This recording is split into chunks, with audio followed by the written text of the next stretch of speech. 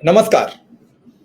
आप देख रहे हैं स्पेशल कवरेज न्यूज और मैं हूं आपके साथ शिव कुमार मिश्रा। देश में बड़ी हलचल थी। ओल्ड पेंशन, पुरानी पेंशन स्कीम। उत्तर प्रदेश का एक युवा अपनी पेंशन को लेकर परेशान हो चुका था।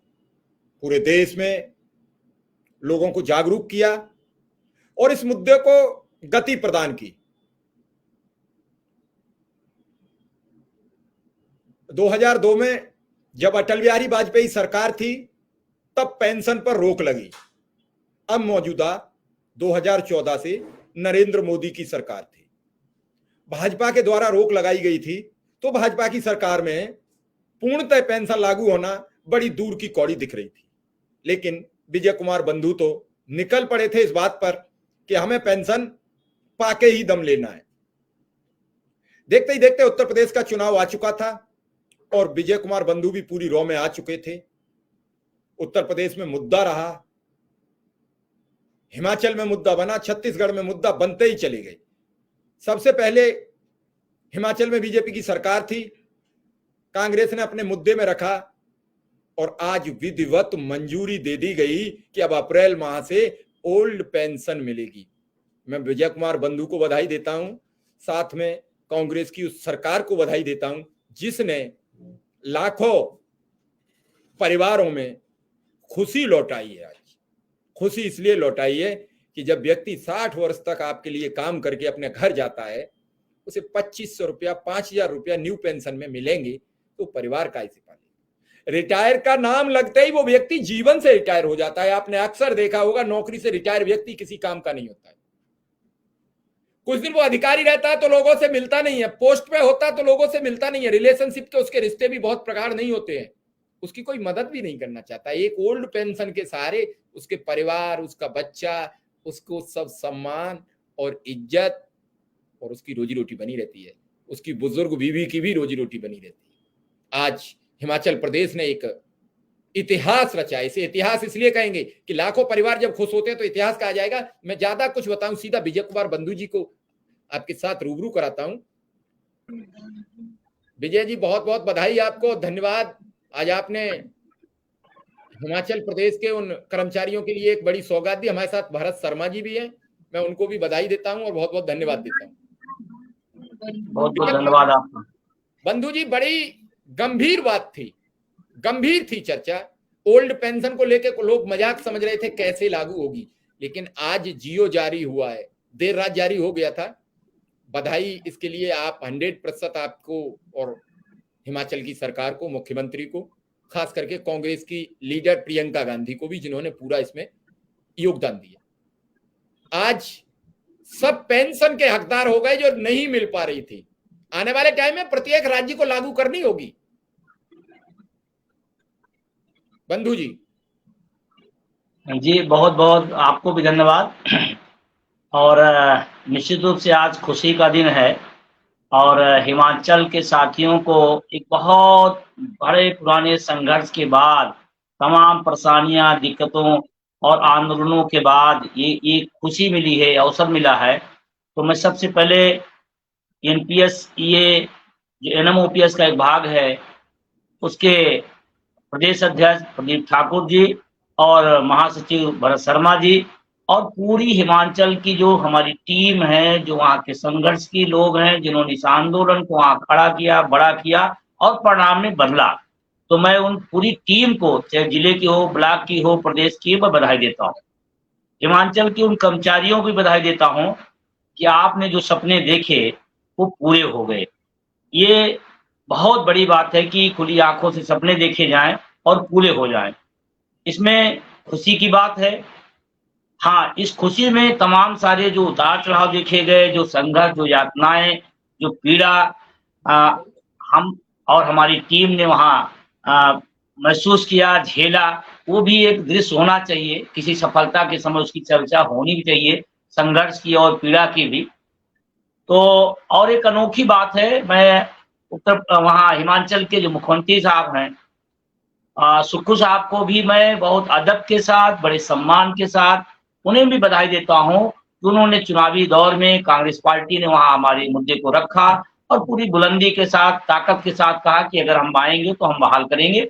और ये इकबाल होता है किसी राजनेताओं को। मैं एक बड़ी गंभीर बात कहने जा रहा हूँ, देश में जो राजनीति चल रही है, जो राजनेताओं का चरित्र है, वो पब्लिक के बीच में इकबाल उनका खत्म होता जा रहा है।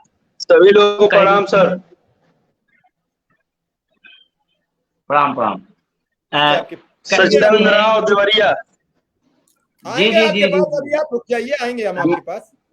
कह देते हैं कुछ सुनते नहीं है। तो ये इकबाल जो राजनेताओं का है जनता के बीच में, वो खत्म हो रहा है। मैं बड़ी जिम्मेदारी के साथ कहता हूँ, देश के राजनेताओं का इकबाल जनता के बीच खत्म हो जा रहा है। उस दौर में अगर कोई सरकार, कोई पार्टी, कोई व्यक्ति अपनी बात वादा करे और उसको निभाए, ये बहुत बड़ी बात है। और शायद फिर से जनता में एक विश्वास जाता है कि हाँ, अगर हमारे माननीय हमारे राजनेता कुछ बोलते हैं तो उसको करते हैं। और हिमाचल के माननीय मुख्यमंत्री जी ने उसको करके दिखाया है, तो वो विशेष बधाई के पात्र हैं। मैं पूरी माननीय मुख्यमंत्री जी को, पूरी कैबिनेट को मैं उनको बधाई देता हूँ। एक बात और कहना चाहता हूँ, क्योंकि भरत शर्मा जी जुड़े हुए हैं, हमारे राष्ट्रीय महासचिव भी ओपीएस के हैं, और जो वहाँ हिमाचल की प्रदीप ठाकुर और भरत शर्मा की जो जोड़ी रही, कहते हैं ना एक राम और लक्ष्मण की जोड़ी, वो कमाल किया और बेहतरीन संतुलन में। और मतलब मुझे तो भाई कई बार मुझे जाने का मौका मिला, गिफ्ट में FIR भी मिली है वहां से। तो 28 लोगों का था, जिसमें 27 लोग वहां थे, मैं अकेला प्रदेश के बाहर से था। हाँ, उन 27 को पेंशन मिल गई, मुझे FIR मिली है, पेंशन अभी मुझे नहीं मिल पाई है। चलिए मिलेगी, FIR भी संभाल के रखिए, पेंशन भी मिलेगी। लेकिन मैं वहां की पूरी टीम को जिस तत्परता के साथ और जिस समर्पण के साथ आंदोलन को बढ़ाया, संगठन पर विश्वास किया, वो बहुत अद्भुत चीज है। और पूरे देश के लिए एक नजीर हिमाचल की टीम ने प्रस्तुत किया था, और आज भी लोग उसको महसूस करते हैं, इसमें कोई दो राय नहीं है। और एक बात जरूर मैं और कहूंगा कि पूरे देश के लोग हिमाचल के शिक्षकों कर्मचारियों की तरह शिक्षक कर्मचारी बन जाएं, तो सब जगह हो जाएगा। दुर्भाग्य क्या है कि हम शिक्षक हैं, लेकिन हम राजनीतिक चश्मे से अपने विचारधाराओं को देख रहे हैं। शायद हिमाचल के अंदर ये नहीं हुआ, ये बहुत बड़ी बात मैं बता रहा हूँ। हिमाचल के साथियों ने तय किया कि मैं कर्मचारी हूँ, मेरा हक पुरानी पेंशन है, जो बात करेगा वो उसके साथ खड़ा हूंगा। यही वहां के परिणाम का सबसे बड़ा टर्निंग पॉइंट रहा कि हर व्यक्ति शिक्षक कर्मचारी बन गया। जी जी, बिल्कुल बिल्कुल, आपने ठीक कहा। हमारे साथ हिमाचल, चंडीगढ़ और पंजाब तीनों राज्यों पर बड़ी पकड़ रखने वाले सीनियर जर्नलिस्ट बलवंत तच्छक जी जुड़ चुके हैं, हम उनका स्वागत करते हैं। हमारे साथ सच्चिदानंद राय जी भी हैं, सच्चिदानंद भी हैं, हम उनका भी स्वागत करते हैं। और भरत जी की पहले बात सुन लेते हैं। भरत जी को तो आज खुशी होगी, चेहरे पे मुस्कुराहट बताती है, जब किसी को कुछ मिलता है तो उसका चेहरा बताता है। विजय कुमार बंधु जी को तो इस पूरे प्रकरण में FIR मिली है, पेंशन नहीं मिली है, लेकिन पेंशन के प्रणेता, पेंशन दिलवाने में अहम भूमिका निभाने का काम विजय कुमार बंधु जी करा। जब लाखों की भीड़, हजारों की भीड़ थी शिमला में, तो उस भीड़ का दायरा था कि उसको कांग्रेस पार्टी ने नजाकत भांपी, अपने घोषणा पत्र में लागू की, और आज उसे असली जामा पहना दिया। कहते हैं कि वादे तो होते हैं, लेकिन वादे अगर पूरे होने लगे तो जनता का विश्वास बन जाता है। भारत जी, आज तो मिठाई खा रहे होंगे, मिठाई बांट रहे होंगे, और सरकार के प्रति आज सद्भावना भी बड़ी होगी, कांग्रेस के प्रति विश्वास भी बड़ा होगा। जी बिल्कुल। आज पूरे हिमाचल प्रदेश के अंदर जो हमारे कर्मचारी साथी हैं, उन्होंने इसका खुशी का इजहार किया है। उन्होंने माननीय सुखविंदर सिंह सुक्खू जी का और उनकी पूरी कैबिनेट का धन्यवाद किया है, और अपने अपने विभागों में सभी ने मिठाई बांटकर स्वागत किया है आज की जो MOU जो एक आया है।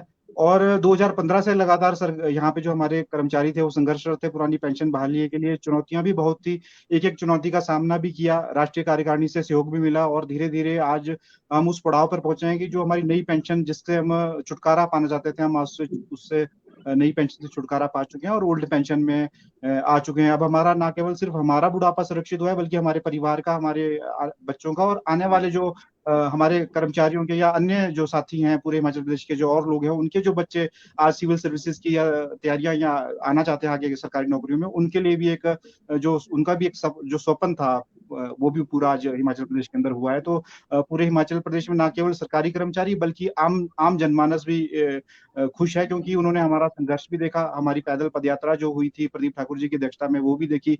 नरेश ठाकुर जी जिन्होंने यहाँ पे हिमाचल प्रदेश में इसकी शुरुआत 2015 में की थी, उनका संघर्ष भी देखा है।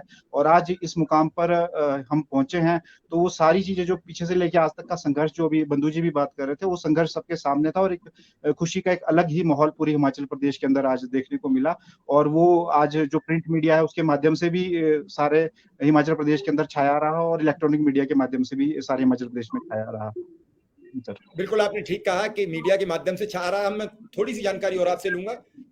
अभी जो पेंशन मंजूर हुई है उसमें एक लाइन लिखी हुई थी कि पुराने जो रिटायर्ड पहले हो चुके हैं उन्हें भी मिलेगी।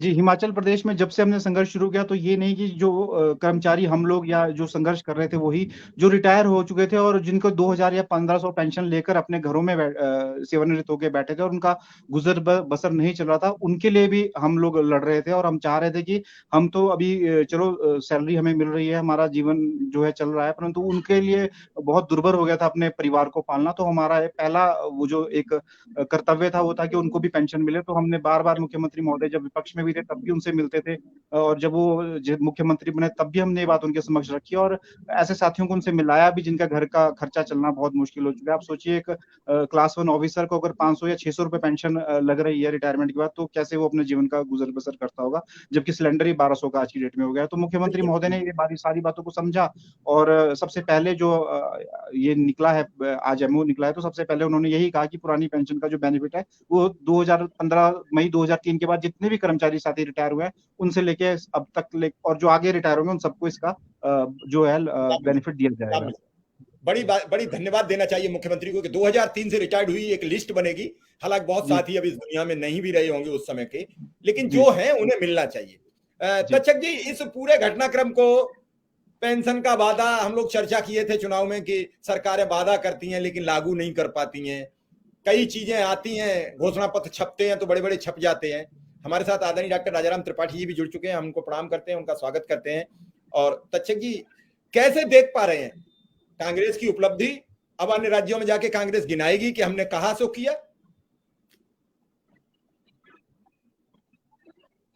उत्तर प्रदेश में कांग्रेस ने चुनाव से पहले वादा किया था कि अगर हम सत्ता में आते हैं तो कर्मचारियों के लिए पुरानी पेंशन योजना बहाल करेंगे। पहली कैबिनेट में हम ये फैसला करेंगे, और जब सुक्खू सरकार की पहली कैबिनेट बैठक हुई उसमें इस बात पे मोहर लग गई कि हम कर्मचारियों को पुरानी पेंशन योजना का लाभ देंगे। और आपने देखा कि उन्होंने न केवल फैसला किया बल्कि कर्मचारियों के लिए पुरानी पेंशन योजना लागू कर दी है।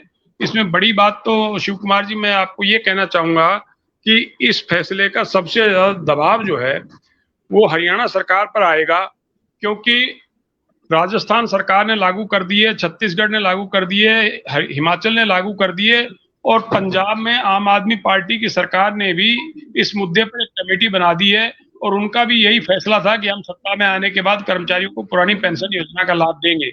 हरियाणा में अगले साल विधानसभा के चुनाव होंगे, तो ऐसी सूरत में खट्टर सरकार पर यह दबाव है कि पुरानी पेंशन योजना बहाल की जाए तो कैसे की जाए, क्योंकि केंद्र सरकार इस हक में नहीं है कि राज्य सरकारें पुरानी पेंशन योजना बहाल करें। केंद्र सरकार ने यह भी चेतावनी दी थी कि जो सरकारें पुरानी पेंशन योजना को लागू करेंगी उनको केंद्र से मिलने वाली अतिरिक्त आर्थिक सहायता बंद कर दी जाएगी। आपको ये ध्यान होगा अच्छे से कि हिमाचल सरकार ने केंद्र सरकार को एक चिट्ठी लिख के कहा था कि हम पुरानी पेंशन योजना कर्मचारियों के लिए बहाल करना चाहते हैं, क्योंकि रिटायरमेंट के बाद उनको सामाजिक सुरक्षा की जरूरत है। ऐसे में नई पेंशन योजना के तहत हमारे जो 8,000 करोड़ रुपए केंद्र के पास हैं वो लौटा दिए जाए। लेकिन आपको मालूम है शिव कुमार जी, केंद्र सरकार वो 8,000 करोड़ रुपए अभी लौटाने के मूड में नहीं है। हमारी मुख्यमंत्री सुखविंदर सिंह सुक्खू साहब से बात हुई थी, हमने पूछा था कि अगर केंद्र 8,000 करोड़ रुपए आपके नहीं लौटाते हैं तो आप कैसे पुरानी पेंशन योजना को बहाल कर पाएंगे। तो उन्होंने कहा सरकारों का जो वादा है वो हवा ही नहीं है। हम केंद्र सरकार से भीख नहीं मांग रहे, हमारे कर्मचारियों का पैसा वापस मांग रहे हैं। अगर वो पैसा नहीं लौटाते हैं हमें तो हम अपना संघर्ष जारी रखेंगे, लेकिन कर्मचारियों की पुरानी पेंशन योजना हर हाल में बहाल की जाएगी। उन्होंने ये भी कहा था कि पुरानी पेंशन योजना लागू करने से शुरुआती जो सरकार पर सालाना आर्थिक बोझ पड़ेगा वो 1000 करोड़ रुपए का बोझ होगा। उन्होंने ये भी कहा था कि हिमाचल सरकार पहले ही करीब 91,000 करोड़ के ऋण के बोझ से दबी हुई है, बावजूद इसके कर्मचारियों से किया गया वादा पूरा किया जाएगा, और आपने देखा उन्होंने वादा पूरा भी कर दिया। शिव कुमार, बड़ी साफ बातें आपने रखी कि केंद्र सरकार का क्या दबाव था, उसके बाद भी राज्य सरकार ने वो सब दावे माने, दावों पे बात की। तो ये सब चीजें राज्य सरकार, केंद्र सरकार, आम आदमी का तो नुकसान होता है। अगर लाखों कर्मचारी हर स्टेट में होते हैं, उनके परिवार यतीम हो जाएंगे। अभी भरत शर्मा कह रहे थे 500 रुपया से कैसे परिवार चलेगा, कहीं 2500 रुपया है, कहीं 500 रुपया, तो 500-2500 से कैसे परिवार चलेगा। सच्चिदानंद जी शिक्षा मित्र हैं, आप तो वेतन ही नहीं पा रहे, पेंशन की तो चर्चा बाद में होगी। आपका तो वेतन ही नहीं है, पेंशन तो बाद की बात होगी, पहले तो वेतन की चर्चा होनी चाहिए। जी, हेलो जी, आ रही है आवाज, आ रही है आवाज आपकी। को मेरा चरण स्पर्श, विजय कुमार जी को भी प्रणाम, भरत शर्मा जी को भी प्रणाम, और बलवंत सर आपको भी प्रणाम, सभी लोगों को प्रणाम। मैं शिक्षा मित्र हूं सर, और लगभग मुझे 19 वर्ष सेवा करते हो गया अभी तक। सुरेंद्र सर जी को भी प्रणाम। अभी तक हम लोगों का भविष्य सुरक्षित नहीं हुआ है सर, हम लोग बहुत ही पीड़ित हैं सर, और आप लोगों का आशीर्वाद हम लोगों को मिल रहा है, और प्रभु की इच्छा हुई तो हम लोगों का भी कुछ भला हो जाएगा। और पेंशन वाले मुद्दे पे सर हम लोग बधाई देना चाहेंगे शिक्षा मित्र संगठन की तरफ से, कि बहुत ही अच्छा प्रयास सरकार का, बहुत ही अच्छा कदम रहा है। पेंशन अगर कर्मचारी काम कर रहा है तो उसको पेंशन मिलना चाहिए। अभी आज ही के डेट में सर एक हमारे शिक्षा मित्र रिटायर हुए हैं, अभी तो बहुत लोगों का आ रहा है, लेकिन उनका आया है सर, बहुत पीड़ा हुई है, बिना एक चवन्नी भी वह कर्मचारी नहीं पाया और आज अवकाश प्राप्त हो गया। बहुत पीड़ा हुई है। एक तरफ खुशी हुआ हिमाचल वाले में, और इधर उत्तर प्रदेश में शिक्षा मित्र के अवकाश प्राप्त होने पर अत्यंत ही पीड़ा हुई है। अब एक ही देश में एक राष्ट्र, मोदी जी कह रहे हैं एक राष्ट्र, एक वन नेशन वन करके कह रहे हैं, एक राष्ट्र है और एक व्यवस्था है, तो क्या ये उचित है सर जी? मैं चाह रहा हूं कि एक विकल्प बनाया जाए, एक व्यवस्था बनाया जाए, चाहे वो संविदा कर्मी हो, चाहे वो अस्थायी कर्मचारी हो, सबका एक नियम के साथ किया जाए। अगर व्यक्ति सेवा किया है तो उसको उसका पेंशन मिलना चाहिए, बिल्कुल बिल्कुल, उनका अधिकार मिलना चाहिए।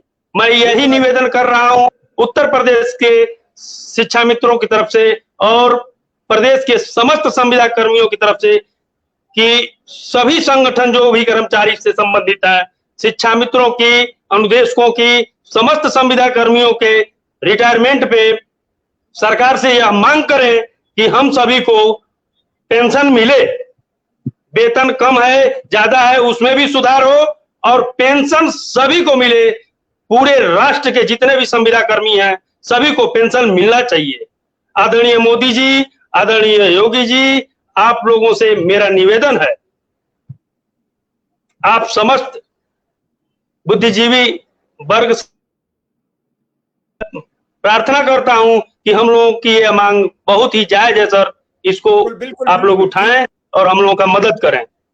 बिल्कुल ठीक कह रहे हैं। हमारे साथ आदरणीय सुरेंद्र भाई जुड़ चुके हैं, हम उन्हें प्रणाम करते हैं, अभिनंदन करते हैं। और सवाल मेरा डॉक्टर राजाराम त्रिपाठी जी से है, अभी हमारे साथ से नेटवर्किंग इशू से अलग हुए। त्रिपाठी जी, हिमाचल प्रदेश ने एक लंबी लकीर खींच दी, जियो लागू कर दिया, और जियो के साथ ये लागू करना बड़ा हौसला दिखाया कि 2003 से जब से पेंशन रिजेक्ट हुई तब से जो रिटायर्ड हुए हैं सबको देंगे। ये बड़ी उपलब्धि थी। ये कह देना तो बहुत आसान था कि हम 2018 के बाद रिटायर्ड होंगे, या 20 के बाद रिटायर्ड होंगे, 17 के बाद रिटायर्ड हुए, या आज मौजूदा हालात में रिटायर्ड होंगे, मेरी सरकार से रिटायर्ड होंगे। उसी दिन से लागू कर दी जिस दिन से बंद हुई थी। ये एक बड़ी उपलब्धि है और इसके लिए मैं सरकार को बधाई देना चाहूंगा। नमस्कार शिव कुमार जी। बीच में नेटवर्क की दिक्कतों के कारण नहीं जुड़ पा रहा था। वास्तव में ये जो ओल्ड पेंशन योजना है और जो अटल जी ने जो इस समय लाई गई थी, मैं अटल जी का नाम लोग जोड़ते हैं लेकिन मुझे नहीं लगता कि उस योजना के प्रावधानों के बारे में अगर अटल जी को सही में पता होता तो वो अपने नाम के साथ इसे जोड़ने न देते और नहीं ले आते, मुझे ऐसा लगता है। क्योंकि जो पेंशन की अवधारणा है ना, चूंकि यहाँ शिक्षा कर्मी अनुदेशक संघ के लोग भी बैठे हैं, तो पेंशन जो है एक कल्याणकारी राज्य की मूलभूत अवधारणा का अंग है। या कोई दान पुण्य नहीं है, या कोई दान पुण्य नहीं है, ना कोई एहसान है कर्मचारी के ऊपर। जो व्यक्ति अपनी सेवा समाज को देता है पूरे जीवन भर, उसके बुढ़ापे में, और पेंशन में तो उसका स्वयं का पैसा का भी जमा रहता है, योगदान भी रहता है। कई जगह तो बेशर्म सरकारें पेंशन के पैसे का मिसयूज कर गई है, विंडो ड्रेसिंग कर गई है, डाइवर्ट करके खर्चा कर चुकी है कर्मचारियों के पैसे को। तो ये कल्याणकारी राज्य की अवधारणा से ये विचलित होते जा रहे हैं, व्यापारी सरकारें बनती जा रही हैं। नहीं तो ऐसा दोहन थोड़ी होता, जिस तरह से कि एक शिक्षा कर्मी बेचारा 7,000 रुपए में जीवन चला रहा है और दूसरी तरफ 70,000 रुपया उसी काम के लिए एक दूसरे आदमी को दिया जा रहा है। तो ऐसा पक्षपात थोड़ी होता। हाँ, हिमाचल प्रदेश ने जो किया है, जो कि पहले भी आप जानते हैं कि हमारे छत्तीसगढ़ में, राजस्थान में, झारखंड में ये सब ये हो ही गया है, 5 में, पंजाब में हो गया है, बंगाल ने तो माना ही नहीं था इनको। तो अब जो बड़ी बात यह है कि जो 8 राज्यों में चुनाव हो रहे हैं ना शिव कुमार जी, वहां ये मांग बहुत जोर पकड़ेगी 8 राज्य के चुनाव में, पहली चीज। दूसरा, जिस तरह पेंशन योजना ऐसी एक मनरेगा योजना है जिससे पूरा देश का 7,000 गांव जुड़े हैं, उसको भी लोग ठंडे बस्ते में डालते गए हैं। और जो कांग्रेस ने चालू की थी केवल इसलिए कि कांग्रेस ने कोई चीज लागू की वो गलत है, ये सोचना जो है इन लोगों का भारी पड़ेगा। और आप देख लीजिएगा, वो एक कहावत है ना, मतलब वो आखिरकार जो रानी जी आएंगी और 1.5 पसेरी प्याज खाएंगी, तो ये 1.5 पसेरी प्याज खाएंगे, रोते रोते खाएंगे, लेकिन ये ओल्ड पेंशन योजना सब जगह लागू करेंगे। आप देखना, इनको करना पड़ेगा क्योंकि सामने चुनाव है, और ये नहीं लागू करेंगे तो जो आने वाली सरकार वो लागू करेगी। वही स्थिति शिक्षा कर्मी और अनुदेशकों के साथ भी होने वाली है। अगर ये सरकार लागू नहीं करेगी तो आप लिख के ले लीजिए, जरूर ऐसी स्थिति आएगी, आने वाली सरकार इसे लागू करेगी। बड़ी गंभीर बात आप कह रहे हैं, और सीधा मैं सुरेंद्र सर से इसी पर एक छोटा सा कमेंट लूंगा कि हिमाचल ने तो एक लंबी लकीर खींच दी, और लकीर इतनी लंबी है कि शायद कोई राज्य उसे रोक नहीं पाएगा। देखिए, इस दौर में लंबी लकीरें खींचने और घटिया हरकतें करने का कंपटीशन चल रहा है। तो अब मान लीजिए बहुत लंबी लकीर खींच दी, इससे हम आप उत्साहित है या सोच रहे हैं कि दूसरों को क्या होगा। तो कुछ लोगों को ये कि आप चाहे जितनी ऊंचाई पर चले जाएं, हम जितना निचले स्तर पर थे वही रहेंगे। तो अगर आप ये उम्मीद करते हैं कि हिमाचल को देखकर अन्य सरकारें वही काम कर देंगी, तो इस पर आपको बहुत ज्यादा ध्यान नहीं देना चाहिए। बंधु जी हैं, इनको लड़ाई में लगातार सफलता मिल रही है, इसके लिए हम इनको बधाई दे रहे हैं। लेकिन जिस राज्य में रहते हैं, जब यहाँ लागू हो जाएगा तभी इनकी असली सफलता मानी जाएगी, और वहाँ काफी कठिन है। और कठिन क्या, मुझे लगता है कि बीजेपी रूल्ड स्टेट नहीं मान रही, बाकी स्टेट्स मान रही। और मुझे तो बड़ा ताज्जुब होता है कि जब अटल बिहारी वाजपेयी ने इसको लागू किया कि कर्मचारियों को पेंशन नहीं मिलेगी, कि जो लोग नंगे भूखे लोगों की लड़ाई लड़ते थे, उन्होंने एक ऐसा निर्णय ले लिया जिससे सारे लोग नंगे भूखे रहे। और अटल बिहारी वाजपेयी के 2 निर्णय मैं उनके जीवन के सबसे 2 गंदे निर्णय मानता हूँ। एक ये पेंशन जो बंद कर दी, और उसके जो नई लाई गई उसका पता ही नहीं क्या है ये, उसमें कब बढ़ रहा, कब घट रहा, कहाँ पैसा जा रहा, किसको मिल रहा है, तो पता ही नहीं चलता। और दूसरा, उन्होंने प्रमोशन में भी आरक्षण लागू किया, ये भी उन्हीं की देन। हालांकि बाद में कुछ सुप्रीम कोर्ट से स्टेप डाउन हो गया।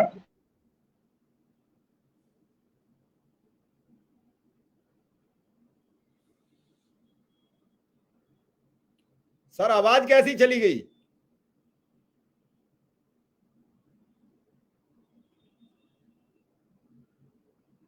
सुरेंद्र सर आवाज डिस्टर्ब हो गई।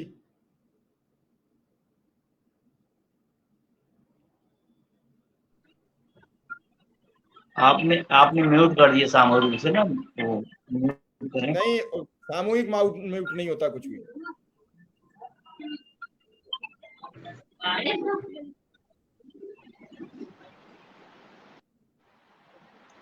हेलो, आ रही है? आ रही है। हाँ, तो मैं कह रहा था कि इसके अलावा जो है, कैमरा तो ऑन कर लीजिए। हाँ जी हेलो, जी आ रही है। हाँ, तो ये दो मुद्दे हमने बताए, और बीजेपी के लोग बजिद हैं कि साहब वो पूरा मामला गड़बड़ हो जाएगा। तो अब जब 20,000 करोड़ रुपए सेंट्रल विस्टा पर खर्च होते हैं तो पैसे आ जाते हैं। 10-20 हजार करोड़ रुपए क्या कहते हैं ब्रांडिंग पर खर्च हो जाते तो उसके लिए पैसे हैं, रैलियों के लिए पैसे हैं, और अपने मित्रों को लाखों करोड़ के टैक्स नहीं, मतलब जिम्मेदारियां माफ कर देने के, बैंक के कर्जे माफ कर देने के लिए पैसे हैं। लेकिन जो सोशल जो जीवन का एक महत्वपूर्ण अंग है, जिसको कहते हैं कि एक मतलब क्या कहते हैं इसको,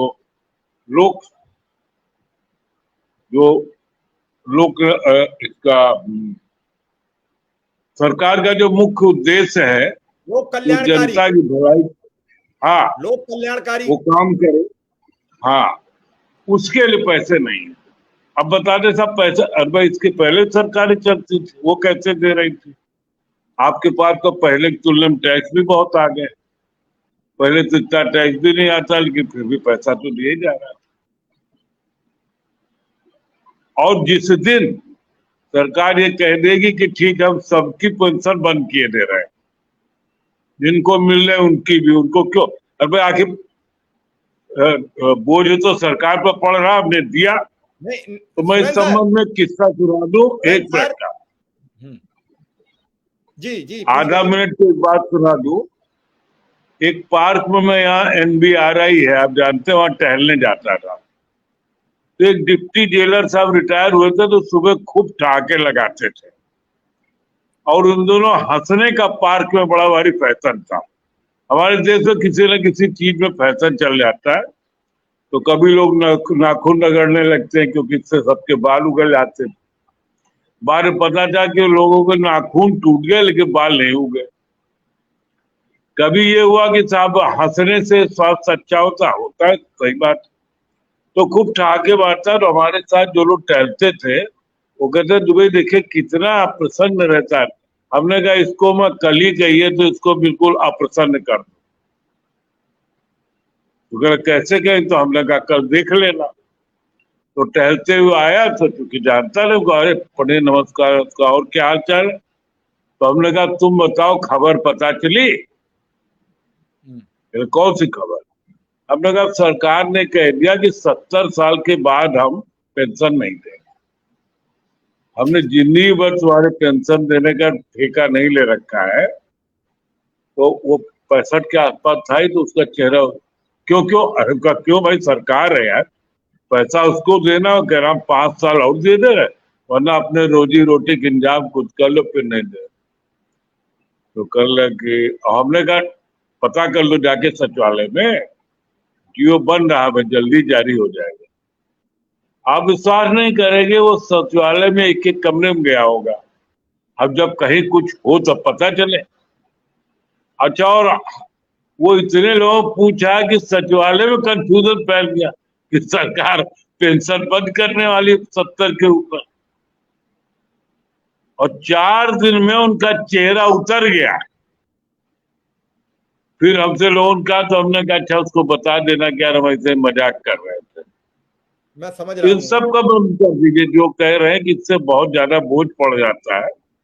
एमएलए एमपी को क्यों दिया जाएगा, जजेस को क्यों दिया जाए, मिलिट्री को, अरे सबको बन गए। वे बोझा सबके लिए है, जीवन भी सबके लिए है। और ये तो नाइंसाफी का, कम से उसे कटौती कर दे। 1-1 लाख रुपए तक पेंशन पाने वाले अधिकारी हैं, वो उसको आधा कर दे कि भाई 50,000 से ऊपर जो भी क्रॉस करेगा हम नहीं देंगे, सीलिंग लगा दे, तो भी करोड़ों रुपए बट करके दूसरे लोगों को देने की स्थिति आ जाएगी। तो मैं बंधु जी को फिर एक बार बधाई देता हूँ, और इनको दिमाग दौड़ाना चाहिए कि उत्तर प्रदेश में कैसे लागू कराएंगे। बिल्कुल सही कह रहे हैं। अभी तक्षक जी ने जो सवाल किया वो गंभीर है कि हरियाणा सरकार की गर्दन अटक गई है। हरियाणा सरकार क्या करे? हिमाचल ने लागू कर दी, पंजाब में चर्चा है, राजस्थान ने लागू कर दी, हिमाचल के वो बीच में हरियाणा क्या करे? बड़ी स्थिति है जी। बंधु जी कहिए, फिर हम आगे बढ़ेंगे। एक तो मैं सबसे पहले दुबे साहब को बहुत बहुत धन्यवाद देता हूँ। चलिए, एक रास्ता निकला है, कुछ राज्यों से निकला है। हो सकता है उत्तर बड़े बड़ा राज्य है तो सारी देश की जिम्मेदारी हो, और फिर पूरे देश की बहाल हो तो उत्तर प्रदेश में हो, ऐसी हम आशा रखते हैं। लेकिन इसी बीच में अभी दुबे सर ने बहुत अच्छी बात कहा था, जिसका मुझे याद आ गया कि एनपीएस का पैसा कहाँ जा रहा है, कौन ले जा रहा है, कितना होगा, इस पर एक सवाल है। और एक बिल्कुल नया तथ्य सामने आया है, मैं थोड़ा सा उसको इंगित करना चाहता हूँ। कुशीनगर एक डिस्ट्रिक्ट उत्तर प्रदेश का, जहां पर माध्यमिक विभाग के लोगों का एनपीएस का पैसा, जो एनपीएस का नियम है, यूटीआई, एसबीआई, एलआईसी में गवर्निंग में जाता है, वहां पर बिना शासन के जानकारी के जिले स्तर के लेवल पर एक विभाग का, मजे की बात, अगर कोई निर्णय जाएगा तो एनपीएस का जो सारे विभाग पर लागू होगा, वहां पर किसी विभाग पर नहीं लागू हुआ। माध्यमिक के 800 से ज्यादा एनपीएस जो शिक्षक थे, उनका पैसा एक प्राइवेट कंपनी बैंक में, आईसीसीआई कंपनी में ट्रांसफर कर दिया गया बिना शिक्षकों की जानकारी के। जब उसमें अटेवा के तमाम साथियों ने उसकी जानकारी ली और जाकर अधिकारियों से मिला, तो उन्होंने कहा नहीं, ये तो यूं ही हो गया। पहले उन्होंने आनाकानी किया कि नहीं, तो सरकार का आदेश आया है, फिर ये हुआ, मतलब झूठ पर झूठ। और एक बड़ा पैसा, और उसमें 4.4 कुछ पॉइंट रुपए प्रति काटे भी गए हैं। मतलब इतना बड़ा घोटाला है, ये अपने आप में आश्चर्य की बात है। और एक विभाग बिना किसी आदेश के, तो एनपीएस मैं बार बार कहता हूं कि ये दुनिया का सबसे बड़ा घोटाला होगा। और उसका उदाहरण अभी अभी कुशीनगर के माध्यमिक विभाग के साथ ऐसा हुआ है। उसके सारे तथ्य हमारे पास हैं। वहां शिक्षक परेशान है, कोई जवाबदेही नहीं है, डिवाइस कुछ और बोल रहा है, अधिकारी कुछ और बोल रहे हैं, शिक्षक परेशान है। आप कल्पना करें, मैं इस बात को इसलिए उठा रहा हूं कि आज के दौर में जब ये घटना हो जा रही है, जब हम रिटायर हो जाएंगे, हमारा पैसा कौन कहां उठा ले जाएगा, इसकी कौन गारंटी देगा? ये बहुत बड़ा सवाल है। इसीलिए हम लोग ओपीएस की मांग कर रहे हैं, इसीलिए हम लोग बात कर रहे हैं। एक सेकंड क्या कहूंगा, केंद्र सरकार का 2 आदेश आया है। जो लोग विज्ञापन के अंदर पेंशन में थे या नियुक्तियों में किसी वजह से लेट हो गए, डबल इंजन की सरकार है, केंद्र सरकार ने उस पर निर्णय ले लिया। उसके बाद उत्तर प्रदेश सरकार अभी तक उस पर भी निर्णय नहीं ले पा रही है। मतलब जो केंद्र सरकार ने कर दिया, उत्तर प्रदेश सरकार उसको भी नहीं कर रही है। जो विज्ञापन के अंतर्गत लोग पेंशन में आ गए, जो नियुक्तियों में लेट विसंगति बच छूट गए थे, उनको पेंशन के अंतर्गत आ गए, लेकिन उत्तर प्रदेश सरकार ने इसका भी निर्णय ले लिया। ये बहुत दुखद है जी। बिल्कुल आपने ठीक कहा, बिल्कुल ठीक कहा। लेकिन विजय कुमार बंधु जी, उत्तर प्रदेश का शिक्षा मित्र अनुदेशक भी आपकी ओर देख रहा है कि इनका भला कैसे हो। आप ने आंदोलन जो कर रहे हैं उनमें इनकी भी लिए कुछ रास्ता बनाइए और इनकी मदद करिए। प्रशांत सक्सेना, मैं बिल्कुल, वो और अटेवा का एनएमओपीएस की जो लड़ाई है एनपीएस के खिलाफ है, निजीकरण खिलाफ है। ये सारे लोग हमारे जो साथी हैं ये निजीकरण से पीड़ित हैं। मतलब हम शिक्षा ग्रहण करें, महंगी शिक्षा ग्रहण करेंगे, हम तमाम तरह ट्रेनिंग करेंगे, लेकिन नौकरियों में आने के बाद 8,000 10,000 रुपए देंगे। ये कितना बड़ा दुर्भाग्य। भारत दुनिया का सबसे नौजवान देश है और नौजवान ही परेशान है। इस खूबसूरती देखिए आप, 10 लाख से ज्यादा वैकेंसी खाली पड़ी है, आप क्यों नहीं भर रहे हैं? मैं तो बिल्कुल इसके पक्ष में हूं कि इनको हक मिलना चाहिए। और जब एक योग्यता रखते हैं, एक काम कर रहे हैं, तो इनका वेतन क्यों आप डिफर कर रहे हैं? मैं तो सरकार से मांग करता हूं कि इस पर निर्णय लेना चाहिए लोगों को। बिल्कुल प्रशांत जी सर, जी सर, जल्दी सर जी आपका बहुत बहुत बताइए सर। आप जी जल्दी बोलिए। सर आपका बहुत बहुत नमस्कार। और मैं ये कहना चाहता हूँ सर, मैं वित्त मंत्री जी के यहाँ शाहजहांपुर से क्षेत्र से आता हूँ सर, ठीक है।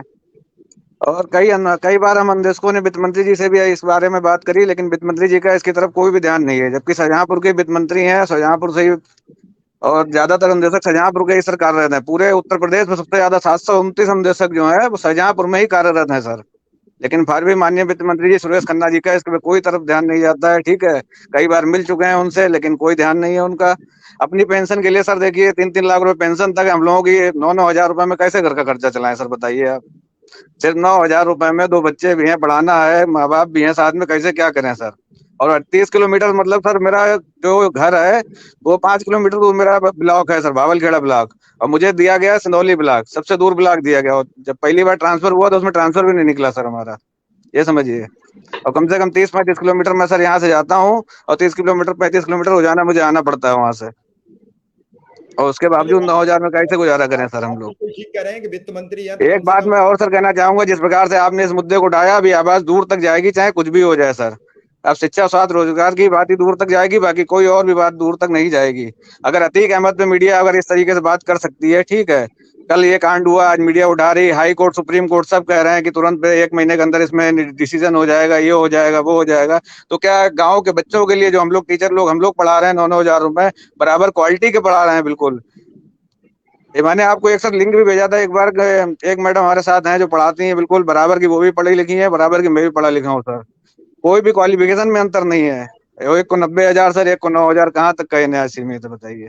भाई विजय कुमार बंधु ने कहा कि ऐसा क्यों, ये अन्याय क्यों? विजय कुमार बंधु भी तो टीचर ही तो हैं, अध्यापक ही तो हैं। जी सर, जी सर, कोई नई बात थोड़ी है। बिल्कुल ठीक कहा आपने। मैं सीधा अब वापस फिर एक बार रुक करूंगा भरत शर्मा के पास। भरत जी, हिमाचल का कर्मचारी खुश हो गया, खूब खुश है, क्योंकि उसे वो चीज मिल गई, उसके जीवन की एक गारंटी मिल गई। इस उम्र में जाके रिटायर होने के बाद, सुरेंद्र सर कह रहे थे बहुत बड़ी बात है कि रिटायर होने के बाद वो रिटायर उससे नहीं होता है, वो अपना मानसिक रिटायर भी होता है कि अब हम किसी काम के नहीं, मुझे तो प्रमाण पत्र दिया गया। जो किसान है, वर्कर है प्राइवेट सेक्टर में, उसे प्रमाण पत्र नहीं मिलता 60 वर्ष पे, लेकिन सरकारी कर्मचारी को एक प्रमाण पत्र सौंप दिया जाता है, आप सेवानिवृत्त। उसके बाद उसके घर में भी वही व्यवहार होता है सेवानिवृत्ति वाला। ऐसे में पेंशन बहुत मूलभूत समस्या है, लेकिन अब 2003 वालों को मिल जाएगी तो कितनी खुशी है कर्मचारियों में। जी बिल्कुल, आज सुबह से लेके ही साथियों के फोन आने शुरू हो गए थे। कल भी मीडिया पे काफी जो शेयरिंग हुई इस विषय को लेकर होती रही, और सभी साथियों ने मुख्यमंत्री महोदय का धन्यवाद और उनकी पूरी कैबिनेट का धन्यवाद भी किया।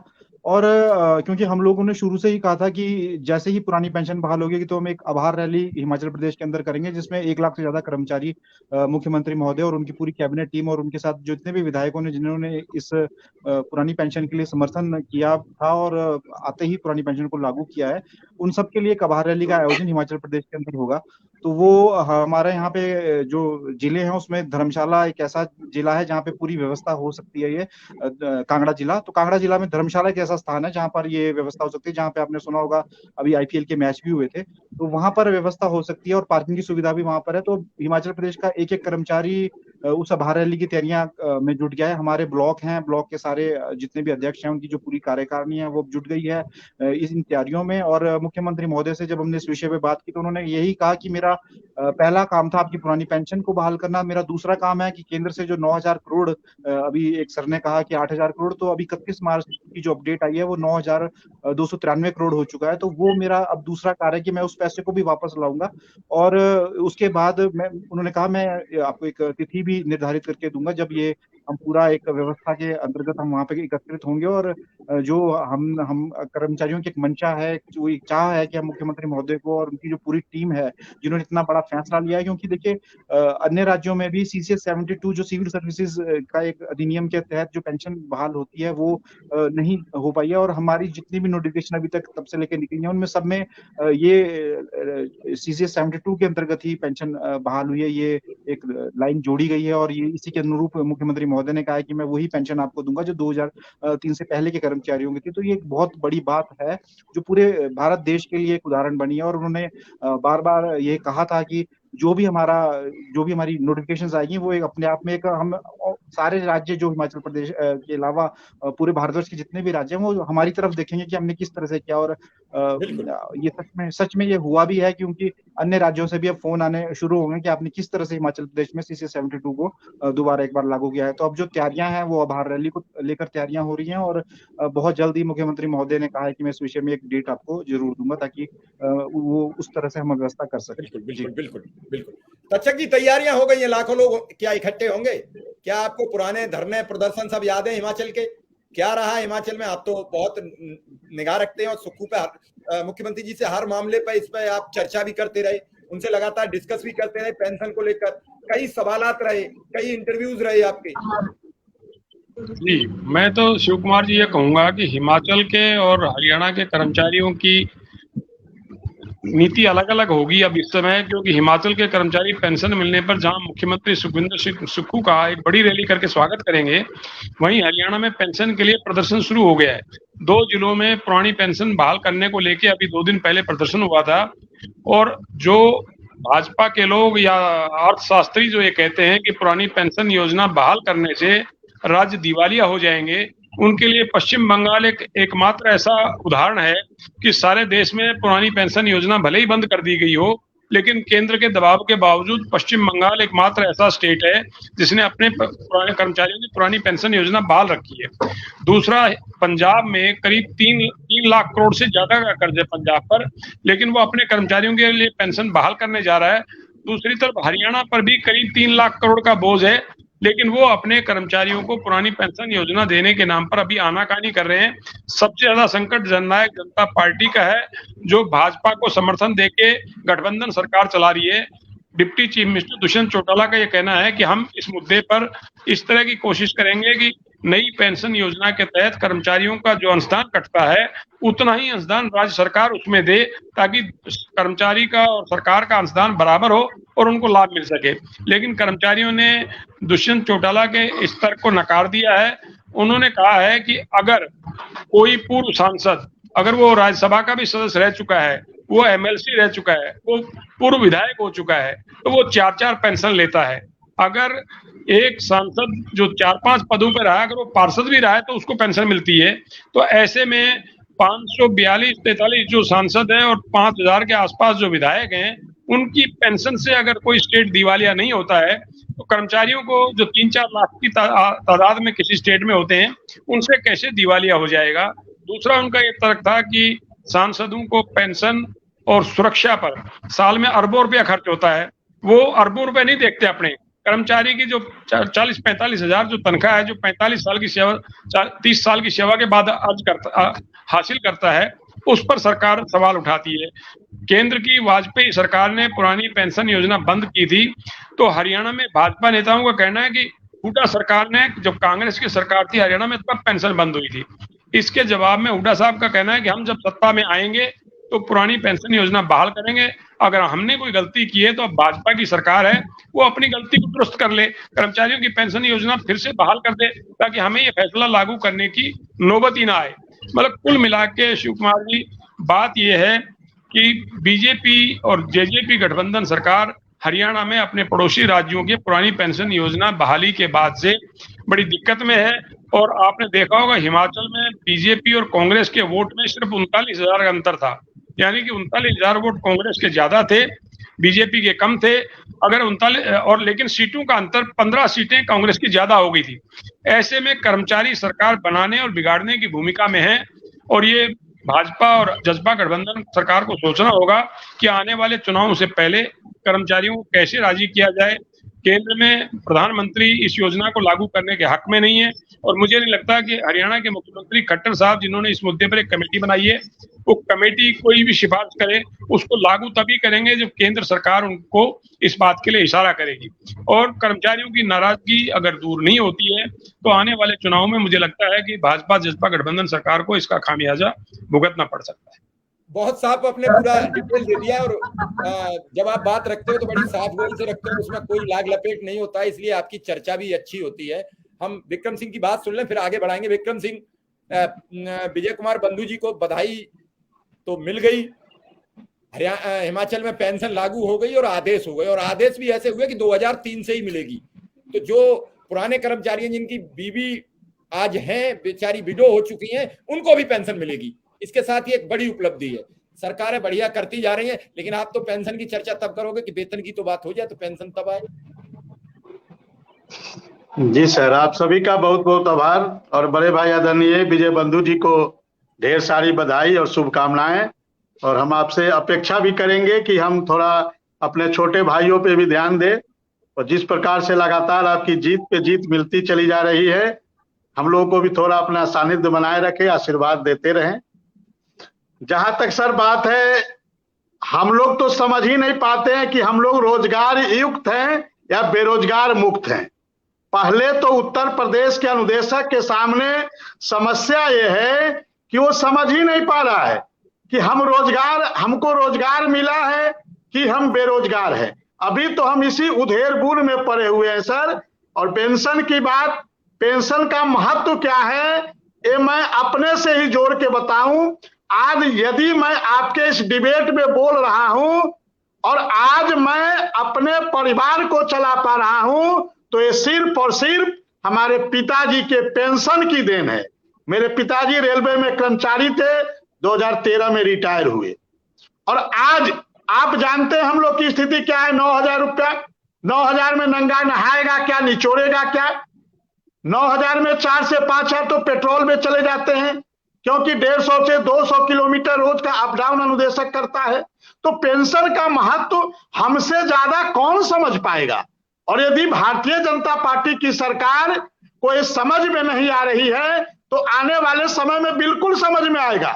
जब सत्ता डगमगाने लगती है, जब नाव बीच नदी में नाव डगमगाने लगती है सर, तो सब कुछ समझ में आता है। और आने वाले समय में हमें लगता है कि भारत के प्रत्येक राज्य में, भारत सरकार से लेकर भारत का प्रत्येक राज्य इस ओपीएस को लागू करेगा, ये हमें पूरा भरोसा है। क्योंकि जिस प्रकार से हमारे बड़े भाई विजय बंधु जी लड़ाई लड़ रहे हैं, हमें पूरा भरोसा है। अभी तो 6-7 राज्यों में इनका पेंशन बहाल हुआ है, लेकिन हमें लगता है कि आने वाले समय में 28 राज्यों में इनका पेंशन बहाल होगा। लेकिन हम लोग तो सर अपनी ही समस्या से पीड़ित है।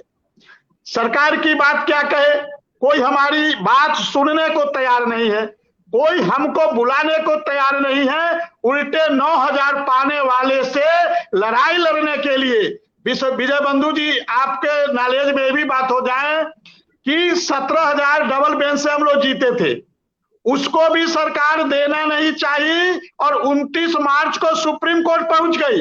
अब आप बताइए, एक अपने कर्मचारी, हम उत्तर प्रदेश सरकार के कर्मचारी हैं, हम 9,000 पाने वाले से लड़ाई लड़ने के लिए उत्तर प्रदेश की सरकार सुप्रीम कोर्ट पहुंच गई।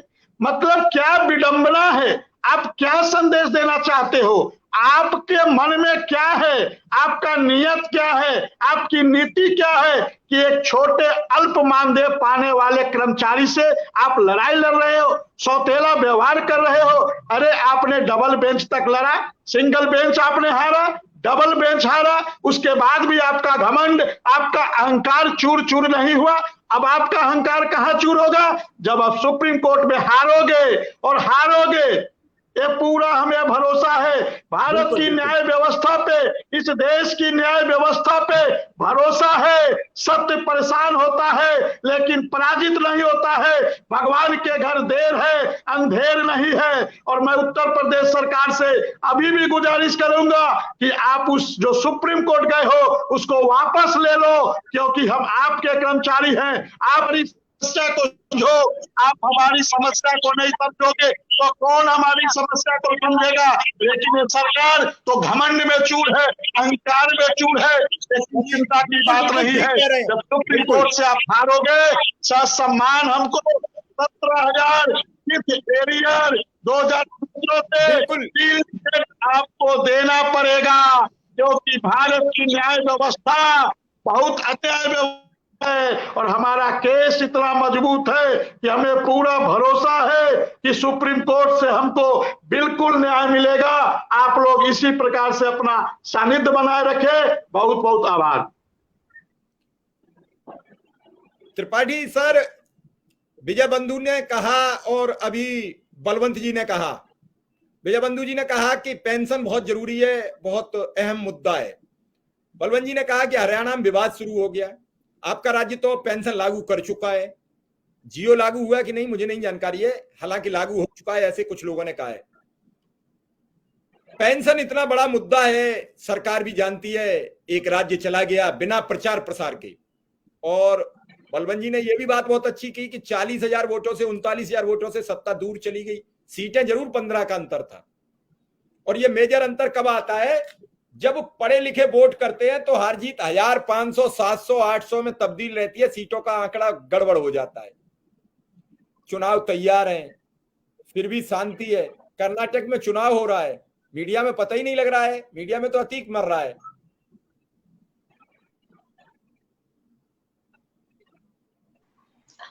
शिव कुमार जी, पहले तो मैं समझ लें कि कांग्रेस ने लागू कर दिया, भाजपा लागू नहीं कर रही है, जानते हुए कि क्या नुकसान होगा।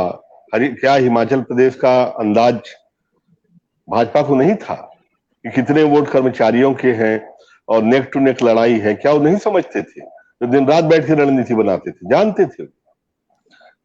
ऐसी बात नहीं कि उन्हें पता नहीं था। लेकिन भाजपा के नेतृत्व को आप लोग समझें, वहां ईगो का बड़ा सवाल है। किसानों के तीनों कानून के बारे में बताऊं, जैसे लागू हुआ, अधिघोषणा हुई, फ्लोर पे पहुंचा नहीं था, वहीं पे उसका विरोध चालू हो गया। जो जानकार है वो अंदर खाने बोलने लगे, अरे काहे आप छेड़ रहे हो 3 कानून लाके किसानों को, और इसमें जो आप लोग एग्रीमेंट वाला सिस्टम रखे हैं उसमें तो किसान बर्बाद हो जाएगा, ये चूस डालेंगे, ये कर्मचारी, ये अपना व्यापारी लोग जो है चूस डालेंगे। तो ये हवा बन गई। लेकिन सरकार ने एक बार लागू कर दिया तो फिर लोग मरते रहे, इतना बड़ा मोर्चा लगा, साल भर तक खींचा, लेकिन इसका क्या नुकसान होगा जानते हुए सरकार उसे वापस नहीं दी, बड़े मुश्किल से वापस ली। यही हाल कई जगह पे चल रहा है। सरकार जान रही है उसकी नीतियां गलत है, लेकिन हिम्मत नहीं हो रही है। अब हरियाणा की बात करो, हरियाणा में बीजेपी हार रही, ये लगभग तय मामला है। किसानों की जो है पूरी तरह से उनके विरोध में खड़े हैं। युवाओं के साथ भी जो व्यवहार हुआ, किसानों के ऊपर करीब 24,000 मामले दर्ज है, किसान विरोध में है। अगर बुद्धिवादी की भी बात कहूं कि भाजपा ये जान रही कि हम तो हार रहे तो देना तो आने वाले को पड़ेगा, लेकिन हम कम से कम कर्मचारियों को तो अपने पक्ष में कर ले, घोषणा कर सकती थी। अगर एक सही राजनीतिक दांव ही खेले तो पर भी उनको कर देना चाहिए। लेकिन चूंकि अब अटल पेंशन योजना जो हमने लागू की है, वो चूंकि हमारी योजना, उसके खिलाफ कैसे जाए, वो जो एक ईगो वाला, अरे भाई अगर कोई गलत चीज है तो यू टर्न लेने में क्या दिक्कत है? लाखों परिवारों के भविष्य का सवाल है, परिवारों के साथ उनके परिवार के मुखिया के बुढ़ापे का सवाल है, एक सामाजिक सुरक्षा का सवाल है, लोगों मानवता से जुड़ा हुआ मुद्दा है, संवेदनशीलता से जुड़ा हुआ मुद्दा है। उसमें आप इसे इश्यू क्यों बनाते हैं? जब इतने राज्य जो है, कौन सी कोई धरना स्टेट नहीं है ना, कोई इनकी इकोनॉमी जापान और अमेरिका को बीट कर रही, लेकिन ये सब लोग दे रहे हैं ना ओल्ड पेंशन स्कीम। जब वो दे सकते हैं तो आपको क्या दिक्कत है? केवल और केवल ईगो, केवल और केवल ईगो, मेरा मानना है। यही हाल है आपके उत्तर प्रदेश में शिक्षा कर्मी और अनुदेशक वाला। अधिकांश राज्यों में मामला पलट गया, उनको वाजिब पेमेंट दिया जा रहा है, अधिकांश राज्यों में उनकी तनख्वाह बढ़ा दी गई, लेकिन या तो नियमितीकरण हो गया। हमारे छत्तीसगढ़ में तो सबका नियमितीकरण हो गया अधिकांश। तो आपके यहाँ क्यों नहीं हो पा रहा है? ऐसा नहीं है कि बजट तो मैंने एक बार अगर ख्याल हो तो पूरा कैलकुलेट करके बताया था, इतना इतना रुपया लगेंगे, ये इनके ऊपर वजन पड़ने वाला है। और यदि ये शिक्षा कर्मी अन्वेषक को हटा देते हैं, उसके बाद यदि अगर भर्ती करेंगे तो इसका 4 गुना ज्यादा लगेगा खर्चा। और वो तो उनको ट्रेंड आदमी भी नहीं मिलेगा, जो इतना बढ़िया ट्रेंड आदमी इनके पास है। तो एक अर्थशास्त्री के दृष्टिकोण से, एक समाजशास्त्री के दृष्टिकोण से अगर ये सरकार चलाए तो मेरा मानना है तत्काल ओल्ड पेंशन स्कीम लागू करते, तत्काल शिक्षा कर्मी अन्वेषक की जो मांग को पूरा करते। लेकिन क्यों अड़े हुए हैं, क्यों सुप्रीम कोर्ट में गए हैं शिव कुमार जी? ईगो। राजा को काहे का ईगो है? आप जनता के कल्याण की सोचे।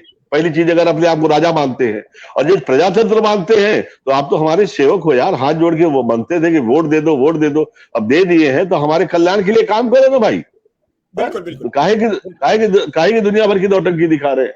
तो ये दोनों संवेदनशील मसले हैं शिव कुमार जी। और सरकार अगर हम लोगों की बहस को सुनती होगी या उनके नुमाइंदे कहीं सुनते होंगे तो ये नोट कर लें, अगर भाजपा नहीं देगी उत्तर प्रदेश के शिक्षा कर्मी, अनुदेशक, ग्राम प्रहरी, इन लोगों को न्याय, तो इनको न्याय तो मिलेगा, लेकिन फर्क ये होगा कि न्याय देने वाले हाथ दूसरे होंगे। बिल्कुल बिल्कुल, आपने बड़ी बात कह दी, गंभीर बात कह दी। मैं विजय कुमार बंधु जी से बस एक छोटा सा कमेंट लूंगा, फिर सुरेंद्र सर के पास पहुंचूंगा। विजय जी, पेंशन को लेकर या भी अनुदेशक कह रहे हैं, शिक्षा मित्र कह रहे हैं, सपोर्ट तो कर दीजिए, शायद इनका कुछ भला हो जाए। बहुत बुरी हालात में है हालात। मैंने कहा, फिर मैं कह रहा हूं जब सरकारी पद खाली है, विभाग में वैकेंसियां खाली पड़ी हैं और सड़क पर बेरोजगार घूम रहा, क्यों? आपका विधायक, आपका सांसद 6 महीने का आपने टर्म रखा है, उससे ज्यादा खाली नहीं हो सकती है। और सरकारी पदों पर 2-2, 4-4, 5-5 साल खाली पड़े, क्यों? किस बात के लिए? तो मैं इस बात की मांग करता हूं, जब सरकारी पद पड़े हुए हैं तो हमारे नौजवान क्यों सड़क पर बेरोजगार घूम रहे हैं? तो मैं इनके साथ में हूं निश्चित रूप से। लेकिन एक बात मैं और बताना चाहता हूं आपको, अभी जैसे सर ने बहुत अच्छी बात बताई कि ईगो। देखिए, हम लोकतांत्रिक देश में हैं और मुख्यमंत्री और प्रधानमंत्री हमारे प्रदेश का और देश का अभिभावक होता है। कोई किसी की समस्या है, पीड़ा है, तो अपने अभिभावक से कहेगा और आपका फर्ज है उसको सुनना। दुर्भाग्य है कि इस सरकार में, प्रेजेंट की जो सरकार है, वो तानाशाही प्रवृत्ति पर है। ये बहुत दुख की बात है। जबकि लोकतंत्र में मतलब हो तो जनता जो बोले उसको आप सुनो। 80 लाख लोग हैं पेंशन के दायरे में, एनपीएस के दायरे में, 5 करोड़ लोग हैं, चिल्ला चिल्ला के कह रहे हैं। अभी 16 तारीख को, पूरे 16 तारीख को अभी देश के प्रत्येक कोने में, उत्तर प्रदेश को छोड़ करके, क्योंकि आज सूचना जारी थी, देश के प्रत्येक जिला मुख्यालयों पर पेंशन समझदारी मार्च निकाला गया और बहुत सफल रहा। हर जिलों में लोगों ने निकला, हर स्टेट में लोग निकले। और अभी हमारी योजना आगे है, 1 तारीख से हम लोग रथ यात्रा पूरे देश के अंदर निकालने जा रहे हैं, जिसमें ये जिसकी बात कर रहे हैं निजीकरण के खिलाफ है और इसी निजीकरण की मार लोग झेल रहे हैं। और उसके बाद फिर हम लोग अक्टूबर में दिल्ली आ रहे हैं, हम लोग पूरी ताकत के साथ करेंगे। कर्नाटका की जहां तक बात करें, हम लोग का एक अभियान है वोट फॉर ओपीएस, जो हमारी बात करेगा हम उसकी बात करेंगे। और कर्नाटक में भी शिक्षक कर्मचारी पूरी तरह से लामबंद हो गया है और वो देख रहा है कि हिमाचल के लोग अपने वोट की ताकत से अगर पेंशन ले सकते हैं तो हमारा वोट हमारी पेंशन के काम आएगा। इस अभियान को पूरे कर्नाटक के अंदर चलाया जा रहा है और हमें उम्मीद है कि 13 मई को एक राज्य और ओपीएस युक्त हो जाएगा, ऐसी मुझे आशा है। तो इस लड़ाई में आपने भी सहयोग किया, मैं आपको भी धन्यवाद देता हूं, तमाम साथियों को देता हूं। बस एक निवेदन के साथ अपनी बात को खत्म करूंगा। ये देश भारतीयों का, इस देश के नागरिकों का है। आप हमारे सेवक हो, हमने आपको बैठा रखा है, आप हमारी बात को सुनो। अन्यथा लोकतांत्रिक देश है, सत्ताएं बड़ी बड़ी रही हैं, आई हैं, गई हैं। बिल्कुल बिल्कुल, बड़ी बात कह दी देश बंधु जी ने। मैं बलवंत जी से एक छोटा सा कमेंट लूंगा, सुरेंद्र सर के पास पहुंचूंगा, समय हो चुका है। बलवंत जी, हरियाणा में क्या पेंशन का असर दिखेगा चुनाव में? मैं तो ये कहूंगा कि कर्मचारी सरकार की योजनाओं और नीतियों को न केवल लागू करते हैं बल्कि आम जनता तक वही सरकार की नीतियों और कार्यक्रमों को पहुंचाते हैं। ऐसे में किसी भी सरकार को कर्मचारियों के प्रति रवैया संवेदनशील रखना चाहिए और जो सरकार कर्मचारियों के प्रति संवेदनशील नहीं रहेगी, कर्मचारी के पास चुनाव में एक वोट का अधिकार है और वो निश्चित तौर पर अपने अधिकार लेने के लिए सरकार के खिलाफ वोट करेगा। और कोई भी मौजूदा सरकार इस स्थिति को सहन करने की स्थिति में नहीं है। लेकिन अब लगता है कि चुनाव आते आते हो सकता है हरियाणा की भाजपा सरकार भी दूसरे राज्यों के तर्ज पर कोई फैसला ले, लेकिन पहले फैसला लेने से वो केंद्र सरकार की अनुमति जरूर लेना चाहिए कि एक बार। और जो कर्नाटक चुनाव के परिणाम आएंगे उस पर बहुत कुछ निर्भर करेगा कि सरकार के लोग खिलाफ हैं या पक्ष में हैं। और जब सरकार हटती हुई दिखती है, गिरती हुई दिखती है, तब सरकारें सोचती हैं कि कैसे जो उठा हुआ वर्ग है उसको राजी किया जाए। मैं तो ये कहूंगा शिव कुमार जी, हरियाणा में ई टेंडरिंग लागू किए, सरपंच इस बात को लेके नाराज हैं कि 2 साल तो चुनाव नहीं हुए और चुनाव होने के बाद ई टेंडरिंग प्रणाली लागू करके हमको काम करने से रोका जा रहा है। हरियाणा बेरोजगारी में नंबर 1 की स्थिति में है, बेरोजगार सड़कों पे है, जो नियुक्तियां होनी थी वो अदालतों में फंसी हुई हैं। और तीसरा, कर्मचारियों की स्थिति आप समझ ही रहे हैं, आपने इतनी बड़ी डिबेट की है, तो कर्मचारी खुश नहीं है सरकार, हरियाणा सरकार के फैसले से, और किसान भी नाराज हैं। तो ऐसी सूरत में सरकार कैसे सभी वर्गों को राजी करेगी, ये देखने वाली बात होगी। और कुछ दिनों में दिखाई भी देने लगेगा कि सरकार कोशिश कर रही है राजी करने की। बिल्कुल आप ठीक कह रहे हैं कि हरियाणा में भी बगैर मुश्किल है मौजूदा हालात में दिख रहा है कर्नाटक में भी बड़ी लड़ाई है। और अब आने वाले टाइम में हर चुनाव में लड़ाई होगी, क्योंकि अब जनता तक बात पहुंचेगी। 10 साल के बाद सरकार का कार्यकाल होने के बाद लोग उस वोट को अपने को मापने लगते हैं कि हमने क्या वोट दिया, उसका हमें बेनिफिट मिला। 10 वर्ष हो चुके हैं, अब सरकार के पास ये कहने का मौका नहीं है कि हमें और मौका दीजिए तब हम आपकी समस्याओं का समाधान करेंगे। 10 साल केंद्र में नरेंद्र मोदी की सरकार है, उसे एक लंबा समय मिला है। लोग अब सवाल करेंगे कि 10 साल में आपने हमें क्या दिया है।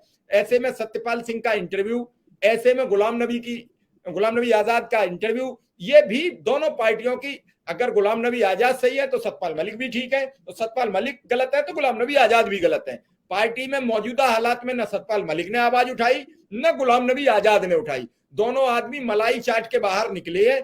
कितना इनकी बातों में दम है वो जनता समझेगी, लेकिन ये सवाल जरूर पूछेगी कि 10 साल में सरकार से रोजगार क्या मिला। ओल्ड पेंशन स्कीम जिस तरीके से बीजेपी विरोधी सरकारें लागू कर रही हैं, तो बीजेपी के सामने प्रश्नवाचक चिन्ह बन जाएगा। वो राज्य, हिमाचल जैसा राज्य छोटा, इस पोजीशन में आकर 2003 से लागू कर सकता है, तो ऐसा कौन सा राज्य है जिसके अपने संसाधन नहीं है। अगर देने का मन हो तो सरकार होती है, इसीलिए उसका सरकार नाम रखा जाता है। उत्तर प्रदेश में तो ये आप हिमाचल की बात तो बहुत बड़ी बात है।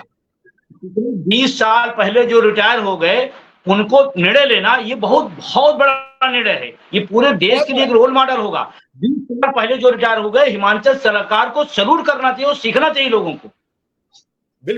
बिल्कुल आप बड़ी बात कह रहे हैं। आप सबका बहुत बहुत आभार, विजय कुमार बंधु जी का, बलवंत अच्छक जी का, भरत शर्मा, राजाराम त्रिपाठी जी का, सुरेंद्र सर का, प्रशांत विक्रम सिंह, सबका बहुत बहुत आभार। आपने हमें समय दिया। कल फिर हाजिर रहेंगे, तब तक के लिए विदा लेते हैं। नमस्कार, धन्यवाद।